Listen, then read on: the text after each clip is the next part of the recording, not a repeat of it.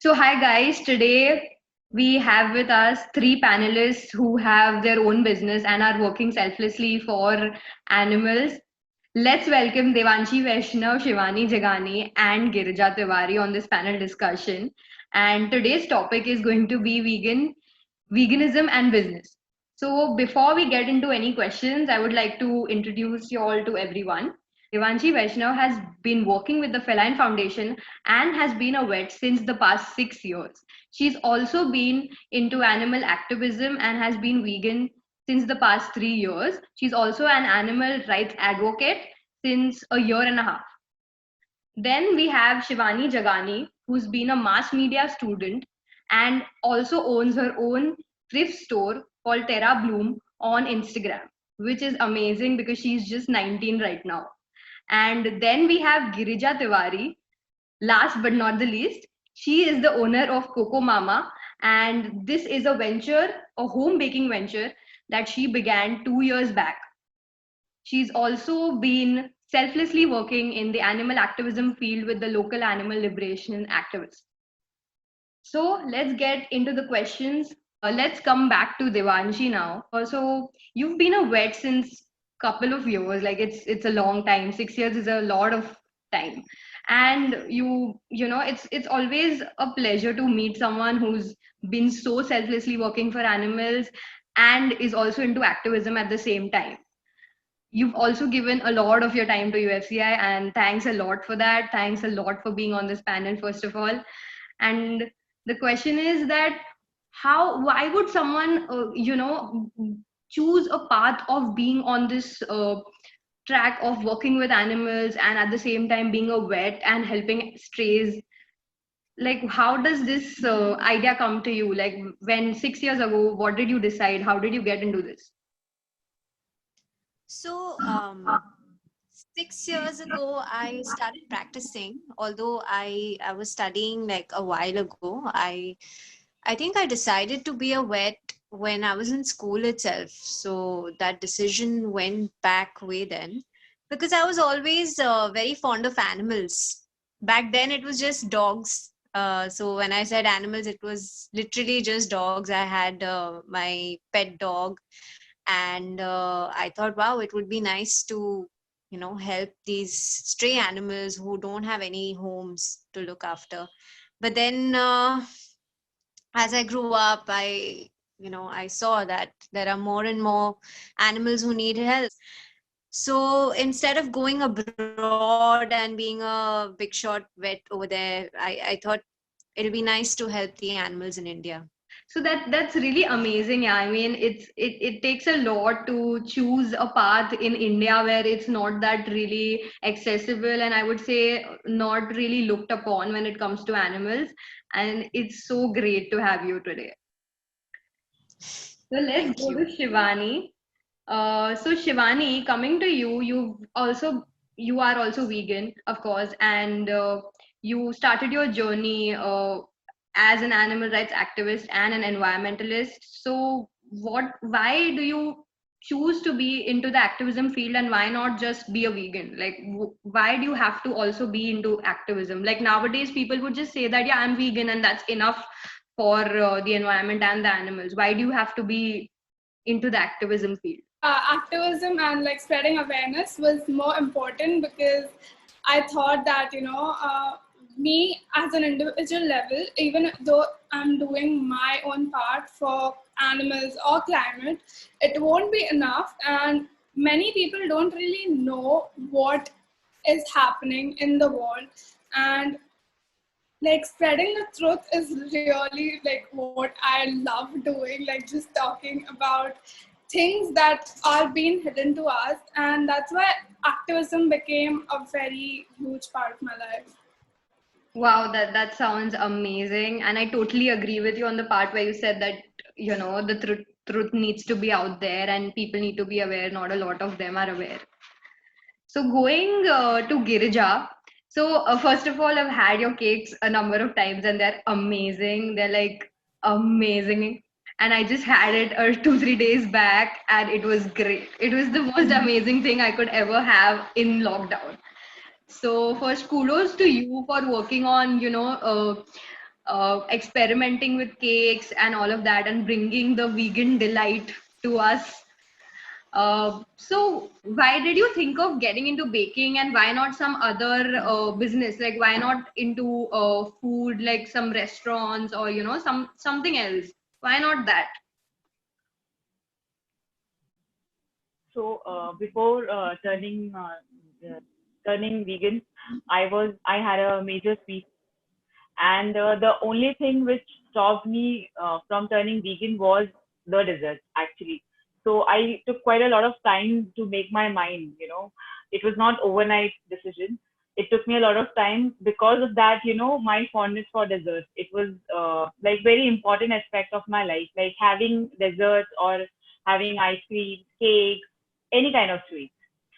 So it was really difficult. So when I decided at that time, if I think no one was doing at that time any, vegan only cakes or anything like that. So there are very few bakers in Mumbai right now who are doing selectively vegan. This was I'm talking about. I turned vegan about 5 years ago. So at that time, I used to go to the you right now being a non-vegan, you can just go to any pastry shop. You can order any cake you want to have, and you can have any cake like any shop around you. But that was not available at that time, and I was always experimenting with baking and making desserts.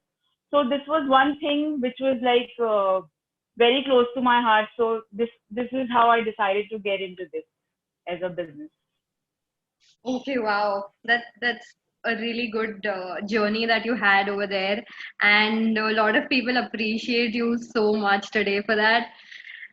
So moving on to Devanshi, you've been a vet, and a lot of people assume that the curriculum will always have some or the other, study to care about animals and always cater to them, and not about a lot of animal agriculture. And when it comes to artificial insemination, as a vegan activist, people would assume that the veterinary study in India will always cater to, like how when as a doctor you study for humans, it's always more of how can we care about them, the operations, the various methods, techniques, all of that. But as a vet, like what is the curriculum like in India, and why has it been like that? So in veterinary, if you want to do the graduation course, it's called BVSC and AH, which is Bachelor of Veterinary Sciences and Animal Agriculture. So it's a dual course, and the course itself has like the more focus is on animal husbandry, in which they teach you more about animal exploitation and methods for milking cows and slaughtering animals for human consumption. Basically, how to cater to animal exploiting industries the most. So, and a lot of people get into this course not with the intention of helping animals, but to get these government jobs at dairy farms, dairy processing units, slaughterhouses, hatcheries, as quality control managers for meat and milk for human consumption. So the focus at the end of the day is just money. It's not, the animals are just looked at as products and commodities and not as individuals, which is why, even the medicine aspect is only treating them as commodities, like how you would think of a car servicing. Like you have car servicing centers only because you want to use that car and keep it in the best condition. In the same way, the animals are looked at like products, and the vets are there just to be able to help people keep them in the best condition in which it suits them for their own selfish needs. So that's extremely different from human medicine and the whole ethical aspect of medicine and treatment. Although one would think that, veterinarians are noble in their cause, but I mean, the reality is quite disturbing, to be honest. Yeah, I completely agree. When you just extended everything and talked about how the curriculum is, it actually makes an individual feel, especially when you are associated with veganism and animal liberation. So, like wholeheartedly, it makes you feel really disturbed at a point in life.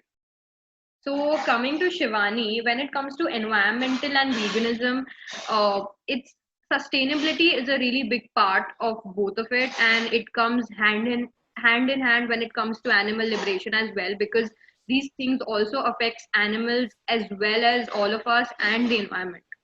So, when you talk about sustainability, how does it affect your life, and what changes does it bring to people's life if you go, all cruelty free and sustainable for the environment and completely vegan when it comes to those small changes, when it comes to plastic or fashion and all of that?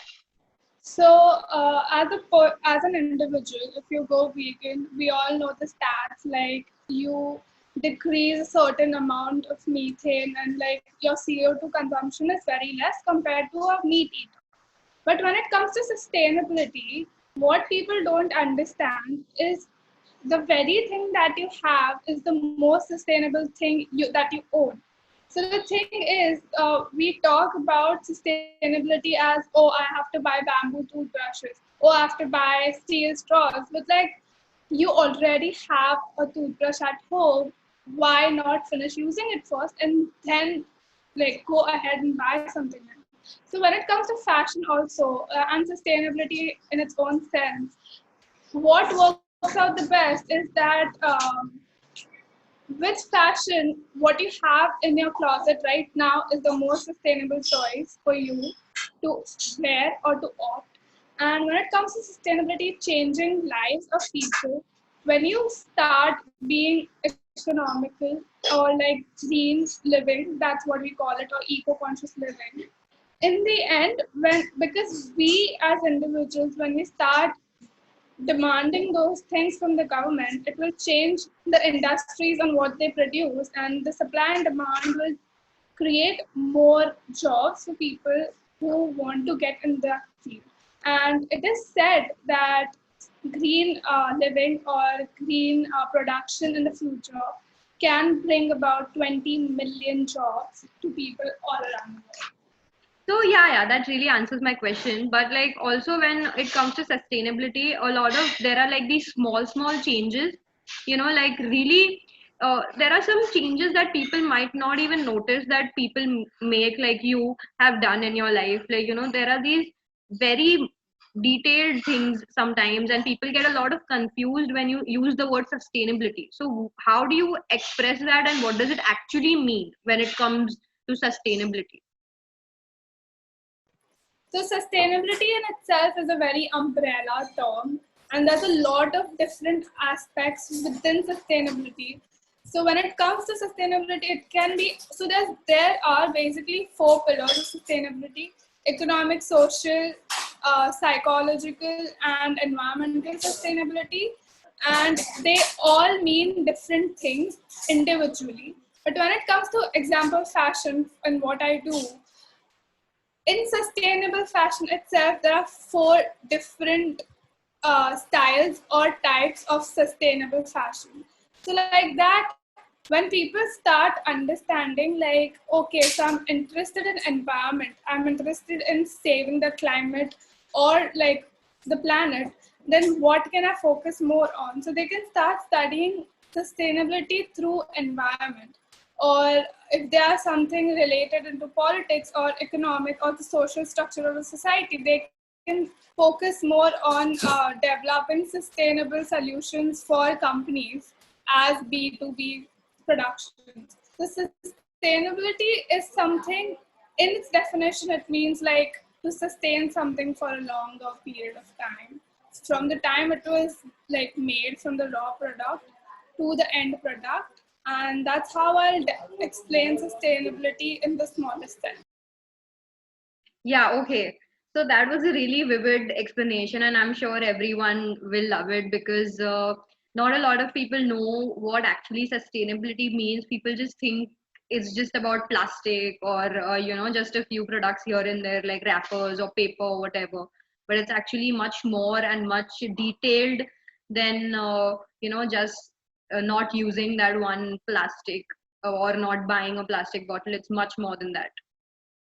So coming to you, Girja, you have had that passion of baking, and as you said, you had experimented a lot of your desserts at home with a lot of different substitute when it comes to eggs and dairy, because eggs and dairy are the main ingredient that people believe, makes your cake really fluffy and tasty, and it holds your mixture together. But when it comes to you, obviously all your products are 100% vegan and they are all tasty. But how did you get that same nudge, and even actually much more delicious than the actual non-vegan cake that I've had? How did you get that?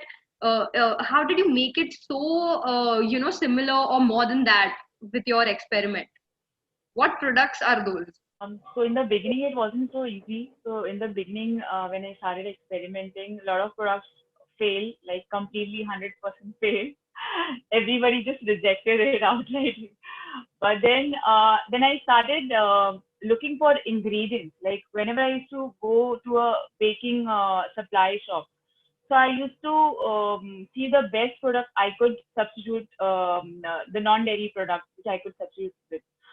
So that's how I started. So it wasn't like in one go I got my cakes to be the as good as their, if not better than their non-vegan ones. But it took a lot of time, too many trials and errors. So internet helped a lot. So on the internet, if you go, you find so many recipes, not just Indian recipes, Indian sweets. If you go for Indian sweets, they are all dairy based. So you just have to swap the dairy milk with the plant based milk. But when it comes to the cakes and brownies or cookies, so egg is always a must, or any cream which comes from dairy. So I started looking for these non-dairy creams or plant-based substitutes of creams like coconut or soy cream. So this is how I started, and also I tried to look for the best quality products, because a lot of products which are vegan, they contain a lot of times they contain hydrogenated fats which are not good for health. So I try and avoid those products as much as possible. So while trying to avoid that products and keeping the taste intact wasn't that easy. So this is how it took a lot of time, but after a lot of trials and errors, I think I have reached that point that I feel that most of the desserts, I think, which are non-vegan, you name it and you can just convert it to its vegan version. Be it any dessert, it's like that. That there were a lot of trial and errors, and that's how you reached here. But at a point, like, if there is a baker who's like also trying to get to where you are as a vegan, what would you tell them? How what should they prefer the most? How should they set up their entire business? What products they should cater towards when it comes to switching? So if someone is already into baking or wishes to get into this baking thing, I think internet is the best friend, because there are so many recipes on the internet alone, because I never took any professional course. So if in today's date, anyone who knows what tastes well, what kind of combination of flavors goes very well, that person can easily get into baking, because of so many recipes available. And lately I've seen in baking industry also, people have started to make products which are vegan friendly, because there is so much of demand for vegan goods or baked goods, mostly not because of awareness about animal rights or something. For now, that is not the scene. But mostly, people assume that vegan products are very healthy, which they are. Not every time, but most of the time they are healthier than their non-vegan versions.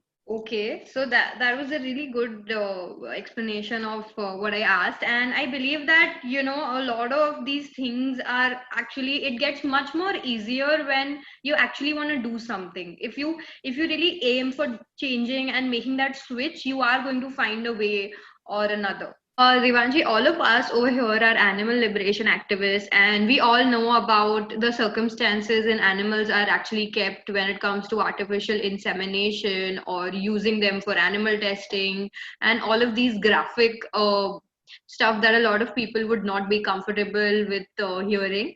So these things people really a lot of people think, non-vegans especially, that they are exaggerated or they are shown in a very bad way. It's actually, a lot of people believe that a lot of it is actually done in a much more humane way. But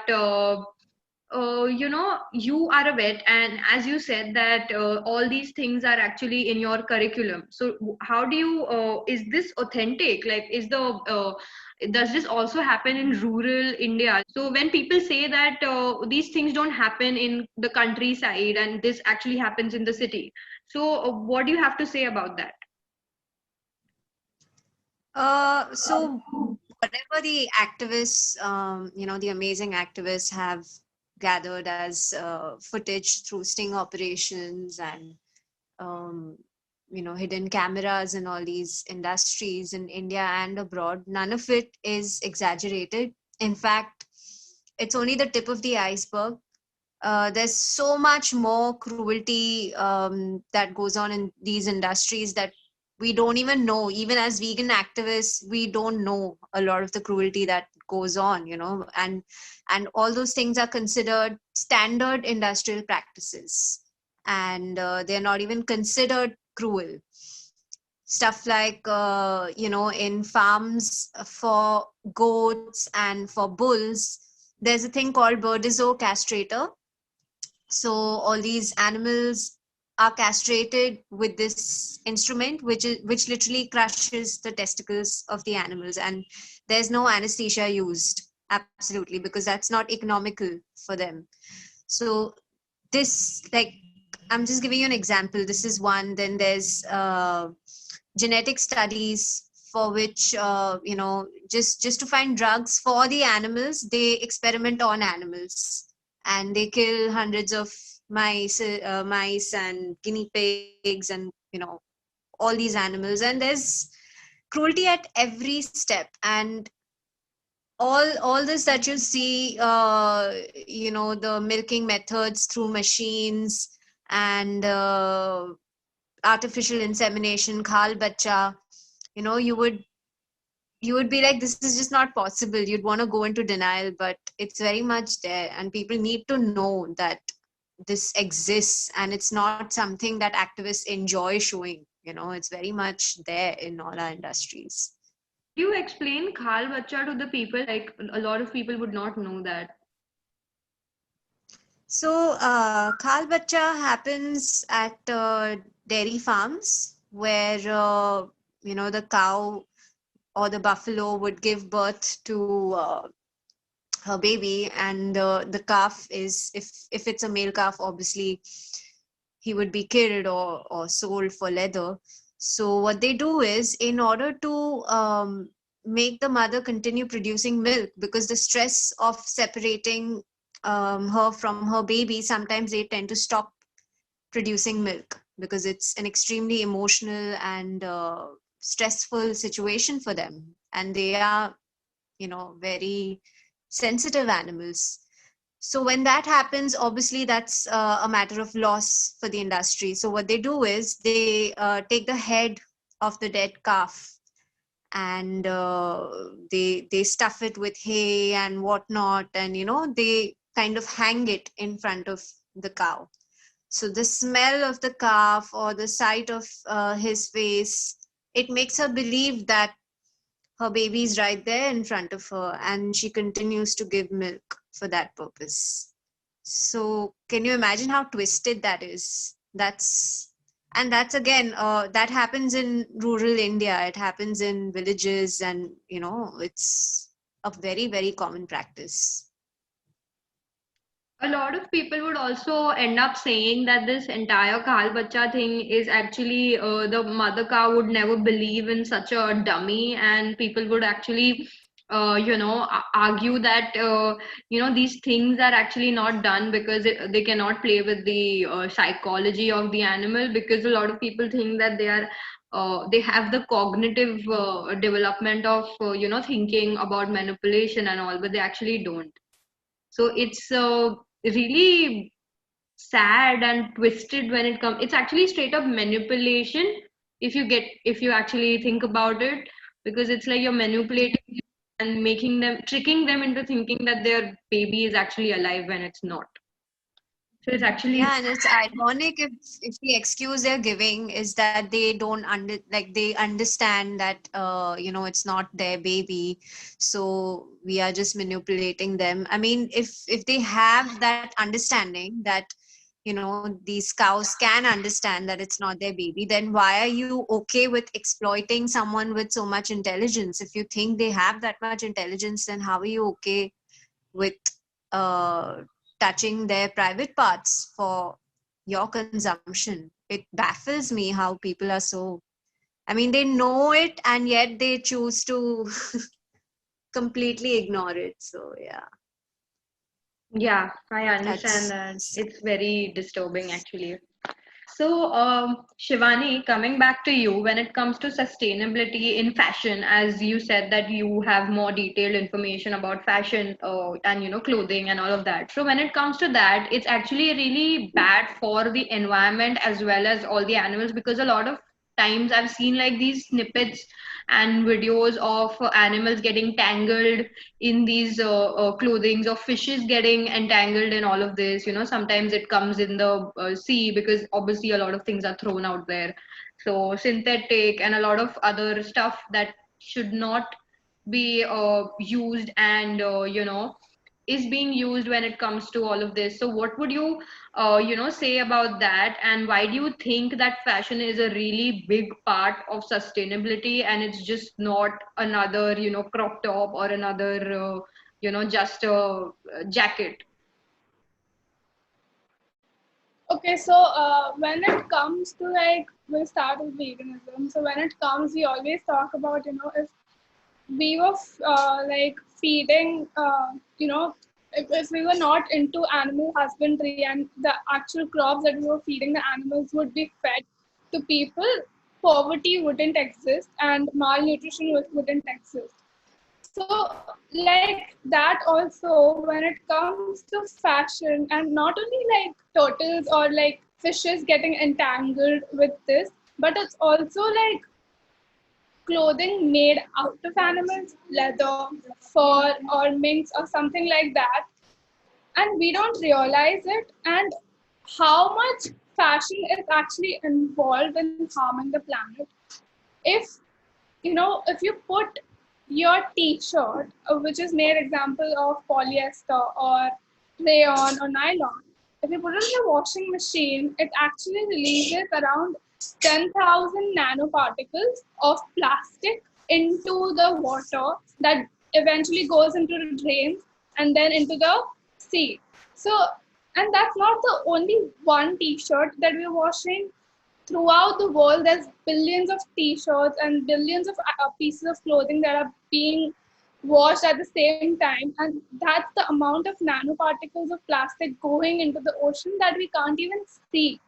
And when it comes to like fishing nets and everything, the whole trends of like stockings or fish nets or something like that, the whole fashion, eventually all the fashion waste goes into countries that are underdeveloped, and they're dumping yards like US or UK. They send clothes, example, to Bangladesh, and Bangladesh will be a dumping yard for those countries. Like a whole country becomes a dumping yard for other countries, and that's on the waste part from fashion.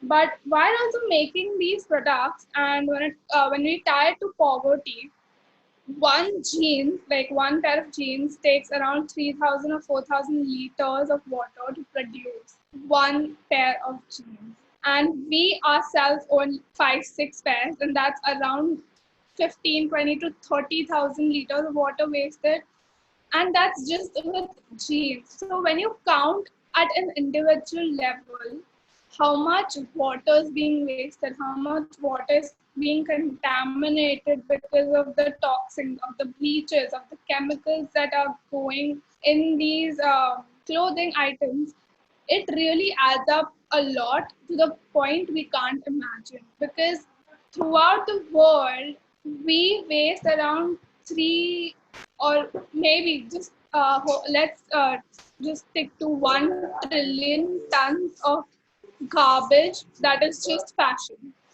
That amount of garbage we produce in 1 year. And if we calculate like chemical garbage or pollution of water, pollution of air because of factories, or poverty, or unsustainable or unethical factories that are not paying their worker, it really adds up to a lot. And sustainability is just a part where the future can look good when it comes to fashion. So yeah, I mean that actually gave me a lot of information that I've had since the last 1 month about sustainability. And thank you so much for so much of information that I never thought would be so extensive and harmful to the environment. Like, we can't even see certain things in the washing machine and they are harming our ocean at the same time. Not a lot of people know all these things. So also at the same time, could you just say a few lines about your store that you've opened, so that if anyone wants to, like, get involved or something, they can. So Terra Bloom is the name of the store. Terra Bloom Thrift is the ID for my thrift store. And the whole idea behind the thrift store is that we give our piece of clothing a new home without it getting wasted. And in our culture also, it's a habit. When we throw out a piece of clothing, we give it to our maids or like someone's children so they can use, the underprivileged can use. But there are so many items of clothing that they can't wear because of strict or like conservative types of clothing that they wear. So we end up selling these things to people who would actually wear, because we have so many items in our closet that we don't wear. Like just worn once, showed it on an Instagram post, and never gonna wear it again because people have already seen it, and we throw it away eventually. So like the whole idea behind thrift stores is that you give clothing items a new home. Like the best sustainable find is in your own closet. And instead of going and making a new product, you are recycling or reusing the same one until you can't use it anymore. So that's the whole idea behind Terra Bloom Thrift for anyone who wants to go and search on Instagram for the store. Okay, thank you so much for explaining your entire ideology of Terra Bloom and what it actually does. So, going to Girja now, I wanted to ask you that a lot of people believe that vegan desserts are not accessible a lot of the times in like other parts of India when it comes to, villages, or, when it comes to sweets also, a lot of like the cultural sweets, most of the time they're all dairy based, it has ghee or some or the other product. And not a lot of people can like vegans, not a lot of people can get the same taste anywhere else, and it's not really found that easily, especially when it comes to desserts. And it's also people have these things that it might be expensive, we might not be able to afford it and all of that. So is it affordable, and if it's not, how can we make it affordable? Lot of bakeries which are into this cake business, or which are offering vegan substitutes, they're selling it at very high prices, considering that there is not very much demand. First of all, there is not much demand for vegan cakes. simply because there is no awareness about why anyone would switch to vegan cakes than the usual cakes. Secondly, most of the people who demand for vegan cakes, they consider vegan cakes to be very healthier. They consider it to be healthier. So this is the section of people right now who is demanding vegan cakes, are the people who believe that these are healthier and they are able to spend that much of money and switch to the healthier desserts. But a lot of people, because of are I think the vegan activists who are conducting the street outreaches or the marches or so many awareness programs that has been going on by the activists, or a lot of so because of all that and internet and Facebook, so there's been a lot of awareness lately.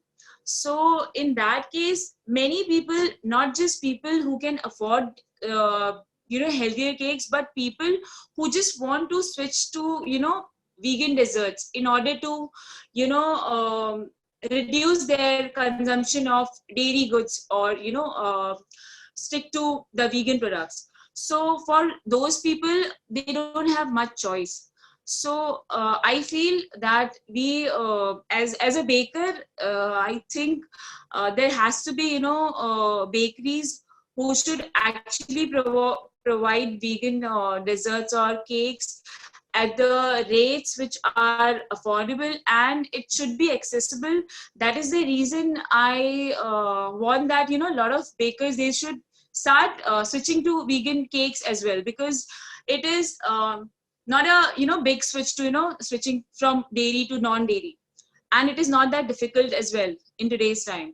So that way it will become more accessible for everyone, because otherwise if there are very few bakers, then demand people will only they will have an excuse that the vegan cakes are not available simply.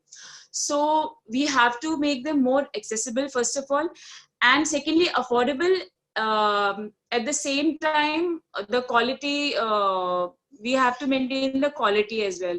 So this is one thing I feel bakers should consider to make the vegan desserts or cakes, because nowadays like every occasion, people want to have a cake, or be it any small celebration or anything at home, they want to celebrate with a cake or anything like that. So I think cakes or these desserts, they has to be affordable and accessible at at the same time.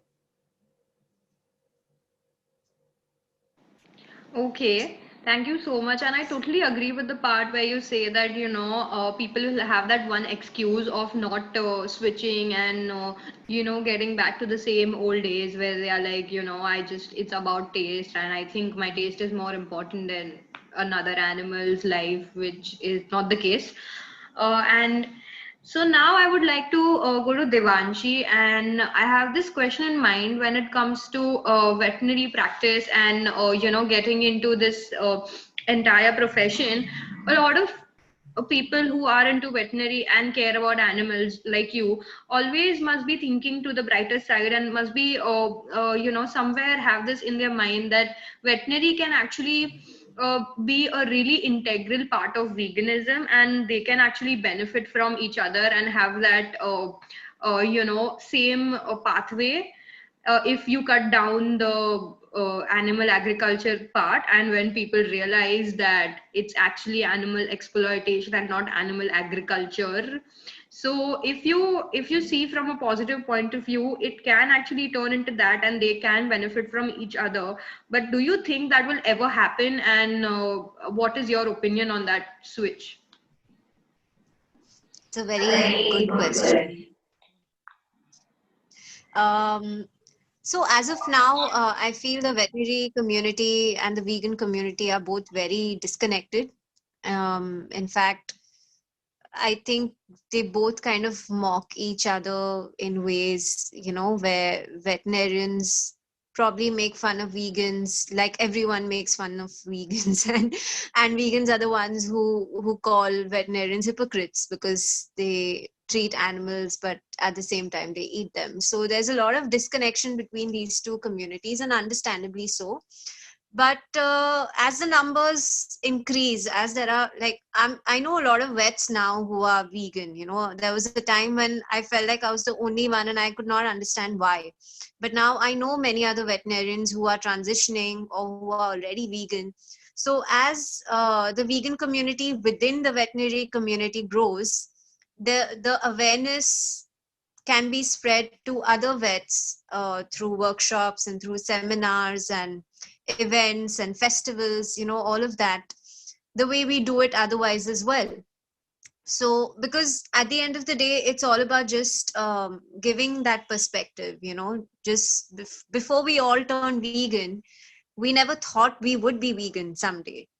So maybe there are so many other vets who never looked at it that way, and having more vegans in their community, it would be more authentic for them to hear the message from fellow veterinarians. So that's what people like me and other vets should be doing within the community, and I intend to do it in the long run as well. The lockdown has obviously put a lot of restrictions. I had those kind of plans for this year, but hopefully in the coming times we will organize talks and presentations where we talk about how we've somewhere down the line forgotten about the compassion aspect of our field, and we are just focusing on dogs and cats, and we've forgotten about the cows and pigs and buffaloes and goats and so many other species that we should also be caring about, because we know how similar they are to the animals that we treat.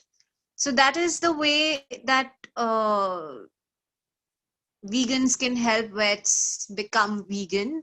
Having said that, I feel even veterinarians can use some help from vegans, because the ones who do welfare work, like for example, I work at this place called the Feline Foundation. We are always struggling to find people who are compassionate and who would be willing to take care of rescued animals, the ones on the street, because there are people who would bring them to the clinic for treatment, and then those animals have nowhere to go. So vegans are the ones who genuinely feel for animals, and they are the ones who care. So if these two communities kind of join hands, then that gap which is there for these sick animals who have nowhere to go, that can be bridged through vegans. Because not all vegan activists are comfortable speaking on megaphones and marching on the streets and holding placards. I mean, maybe some people just want to directly hands-on help animals, and that's why they're vegan. So I feel there's so much potential for these two communities to unite and help animals in the long run. Even the rescued animals from slaughterhouses, from dairy farms, they can be given sanctuary as well, where vets can go and volunteer and do free treatment, do free surgeries, use their skills not just to make money out of pet dogs and pet cats, but also to help the ignored animals from farms. So, yeah. So, as you spoke about the Feline Foundation, we would all like to know much more about that, as it sounds a really compassionate way of dealing with all kinds of animals, and definitely everyone would like to know about it. Yes. So the Feline Foundation, I think it's a year old now. It's a young organization, but they've done amazing work so far, and I have been into it since 3 months as a vet. So what they do is they offer low cost surgery, like neutering surgeries and treatment for the stray animals. So surgeries is only for the cats, because the cat population is out of control, and these cats, they multiply, like they give babies every 1 or 2 months, and each litter has 3 kittens minimum. And all these kittens, they are like fighting for food, and they come under cars, they are attacked by each other. So it's pretty sad to see animals die the way they do. So, the neutering aspect is really important for birth control. So that's what this organization does at a very low cost. And we also treat rescued animals, because what happens is there are many clinics in the city, but they have all these equipments, and the infrastructure is such that they have to offer treatment at a higher cost, and a lot of people can't afford it, especially the ones who just pick up sick animals from the street, and they can barely have money for their own food and housing, but they're still wanting to help animals, so they have nowhere to go, and they kind of come to our organization, and we try to help them treat the animals at a lower cost. So it obviously depends a lot on funding and donations. So I think if we can tag the Feline Foundation, the Instagram handle, they're always in need of donations. It'll be nice if through this medium we can get some funds and do more amazing work. So this foundation, for everyone who's watching this, it is available on Instagram and Facebook, and on as the same, it has the same name, right? Yes, the Feline Foundation. Okay, so no, like that's the username, right? No other underscore or anything extra, like full dot or something. No. Okay, so if anyone wants to, donate or help out or get involved, please do reach out to the Feline Foundation, because they're doing amazing work. And thanks to you for working out there, and also helping animals and people who can't afford these treatments. So, Shivani, I would like to ask you this question. There are so many aspects of sustainability. So, why do you have to focus on fashion, just that? Why not something else? Why not other something else? Why do you have to cater to one thing? Yeah, so like how many of us, like it's inbuilt conditioning that we've gone through. Like for us, it's always either it's good, either it's bad, it's black or it's white. But when we're like seeing it on a larger global level, nothing can be black or white. It's always in the gray area where you have to make a balance of each thing. And when even like we're coming to balance in its own form, it depends a lot on personal choices, because that's what you're good at. Focus on like helping other people do like thing that they are perfect at.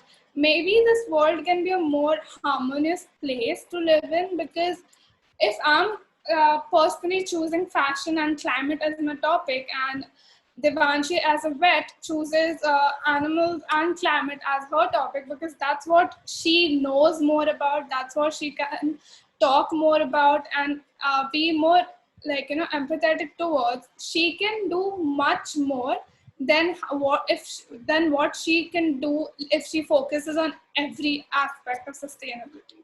So that's the quote, like you can't be perfect in everything, but you can be perfect in what you're doing. So that's what like sustainability is. Do what you're doing right now and carry it forward, rather than doing 100 things and never being able to do them in the end.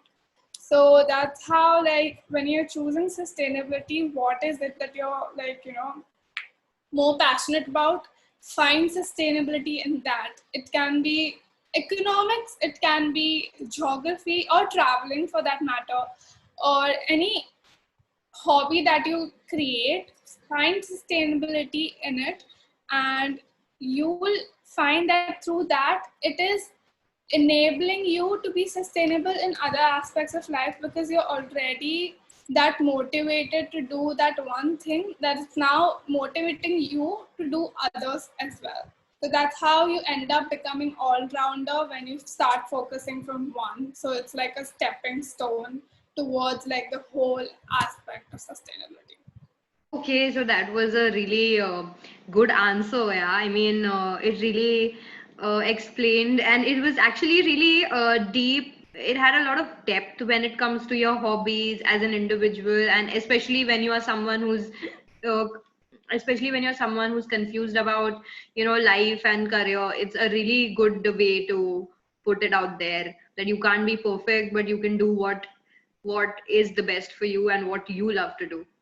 So Girja, when it comes to you, you've also like said that at first you started giving taking orders from restaurants and supplying to them because they had a lot of demands, the vegan restaurants especially when you talk about it. So how do you think someone could cater to these businesses, and if you're starting new, how to pitch to these restaurants and how to tell them that you are doing this, like how do you go forward and be out there and kind of show them that you have that potential in you as a new vegan business owner, and at the same time what is the ratio of your customers, like are they all vegans, or do you also cater towards non-vegans, or is it just a vegan catered only towards vegan?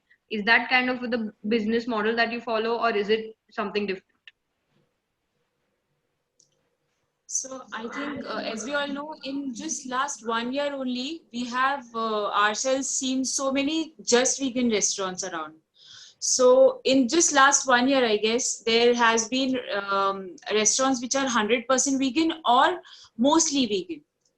So that has been mostly because of health reason for now. But as the demand has been increasing, as we all get the news that Starbucks, which is a very famous cafe, they are introducing every fortnight they're introducing some new vegan drink. Or so that ways I feel that as a baker, we shouldn't stop just catering to just only vegan restaurants, but we should approach other restaurants or cafes to have vegan options in their restaurants, so that it becomes more accessible to people who are actually looking at, who are into their transformation phase, or who are looking at turning vegan in at their own pace or something like that. So right now my customer base is actually divided into three parts, which is, one is vegan customers, one is non-vegan customers, and there are cafes. But I feel I need to approach more and more cafes which are not just 100% vegan, but they are actually willing to offer to a lot of vegan substitutes to vegans. Because a lot of times we go to any cafes or restaurants, so we feel that we opt for either black coffee, or we just skip desserts. So in that case, if I approach most of these restaurants or cafes which are not even 100% vegan, so I feel that I should approach more of such cafes. That ways it will be, first of all, the vegan products, they can be sold to even a non-vegan customers, or the customers who are actually allergic. Sometimes there are customers who are allergic to maybe dairy or some other allergies.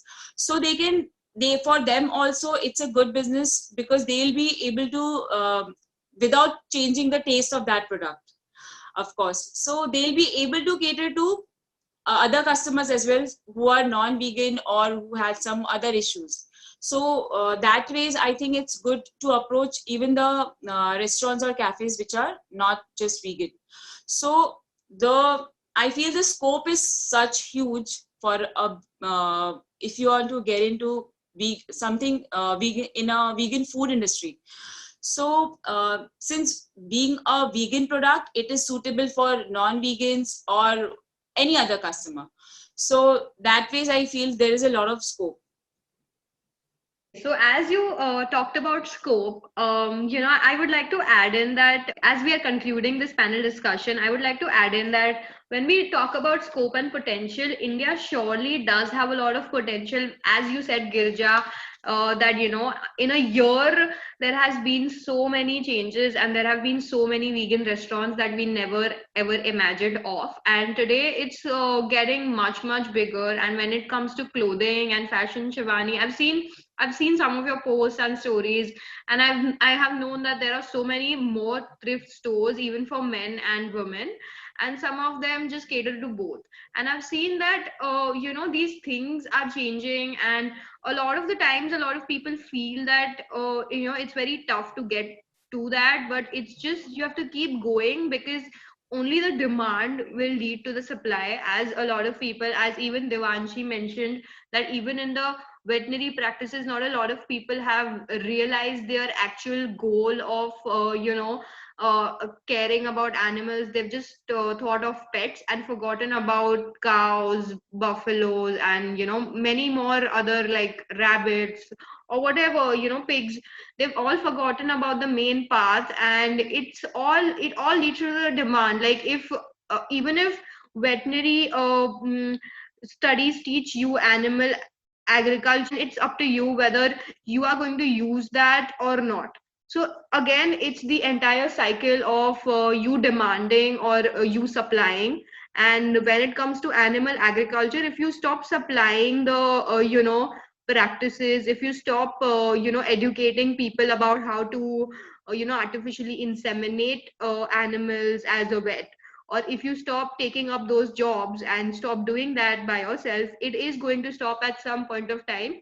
But obviously it's going to take much more and a lot than that, and everyone has to be strong enough to follow that path for a long time, because you have to just keep demanding until it comes up and try to some or the other way live your life and move forward. And I'm sure one day a lot of these stores, a lot of these clothing stores especially, will come up with these ideas, because as you see, in the western part of the world, it's actually happening. It's people are actually changing, times are changing there. And there are people are nowadays having all the animals as pets, taking care of them over there. It's not just about cats and dogs anymore. People are having cows, pets, rabbits, and all of that in their home and caring about them. And yes, so that's how a business works. It's just about demand and supply. And I hope this panel discussion must have given you so much today that not a lot of people have known, whether it's from a business point of view or a professional point of view or an Instagram store point of view. It's all business, and it all comes down to the same thing. I just wanted to add one thing to what you said. Yeah. May I? Yeah. Okay, so since you mentioned demand and supply, of course, with all these individual changes, with vegan consumption and sustainability choices as individuals, or ethical practices as veterinarians, or you know companion animals and all these things, of course that is there. You are affecting the demand part of it that way, but we also need to at some point shift over to the supply side of it as well, because that's where the real power is. We are a population of over 8 billion, and to alter minds of 8 billion people is going to be a long, lengthy, uh, really frustrating and difficult process, although we are at it and we will continue doing that. But can you imagine if we could actually get to the supply and control so many millions of minds through the supply chain as well? And I feel it's all interconnected, because as and when every community has more woke individuals, let's say in the food industry or in the fashion industry or the health industry, all these people, like if there are more collective voices with the same ideals, with the same ethics, with the same message, it's much easier to shake up the system and to question the system. So we should not somewhere forget that the ultimate goal is that, because what happens is we tend to become a bit self-righteous. We feel like, okay, I've done my part by doing this is the right thing, and I've made like 10 other people do it, so great, my job is done. But that's not enough. That's also not enough. Even if you do this day in, day out throughout your life, even that will not be enough, and we all know that. So imagine if we could work smartly around it and use our what do you call it, use our influence to get people together, get people to collaborate, and ultimately question the government, question the industries and the corporations and the rich people out there who are actually controlling us all. They are literally controlling our minds. I feel that that intention, even if it's too overwhelming as an action, I know it's too much and we don't understand politics in detail, but at least that goal should be there, so that ultimately people who have the knowledge and who have the resources to be able to do these things, they are inspired by you know the people around and their voices to do that. So yeah, just wanted to add that. Wow, thank you so much for making my job so easy at concluding. And, we are so glad to have these three individuals, having a different job and different perspective when it comes to being a professional or a business owner, or, starting your own business when you're 19 on Instagram. It's all business, whether it's offline or online, and it doesn't matter, especially when it's helping the moment. So, that's all for today, and thank you for joining us, and thank you so much to all these lovely people for coming up and taking up these responsibility, and thank you for accepting our invites, especially a big thank you from UFCI. And we are very glad to make this such a big panel discussion, and it's been a great delight for me to host. Thank you, thank you for hosting us. Thank you for having us. It was Yes, so thanks great to you. to talk about veganism and climate change with people who actually care. So it was really good to listen to other point of views too. So thank you for having us. Thank Thank you. you. Thank Yeah, you, so guys, Khushbu, for yeah. being such an awesome host. You were fantastic. Yeah.